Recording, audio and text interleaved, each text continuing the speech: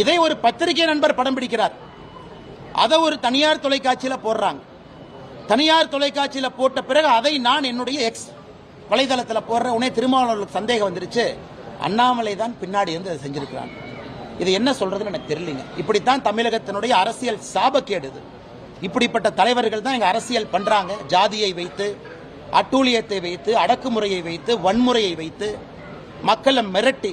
இன்னைக்கு திருமாவளவன் அவங்களுடைய எக்ஸ்பிரஸ் வலைதளத்துக்கு போய் பாருங்க, யாருமே கமெண்ட் பண்ண முடியாது. அரசியல் தலைவர் நான் எக்ஸ் வலைதளத்தில் ஒரு கருத்து போறேன்னா கமெண்ட் பண்றது உங்களுக்கு எனக்கு உரிமை இருக்கு. நான் சொல்ற கருத்துக்கு நீங்க எதிர்க்கிறீங்களா, கமெண்ட் பண்ணுங்க, பரவாயில்ல. என்னுடைய கருத்தை ஆதரிக்கிறீங்களா, கமெண்ட் பண்ணுங்க. ஆனா திருமாவளவன் மட்டும் பாத்தீங்கன்னா அவர் எக்ஸ்ல போடுவார், ஆனா கமெண்ட் டிசேபிள்டு. அப்பனா அவர் கருத்தை மட்டும்தான் நீங்க படிக்கணும். அந்த கருத்தை எதிர்த்தோ ஆதரவாகவோ நீங்கள் பதிவு செய்யக்கூடாது. இப்படிப்பட்டவர்கள் மோடிஜியை பார்த்து, பாரதிய ஜனதா கட்சியை பார்த்து கருத்து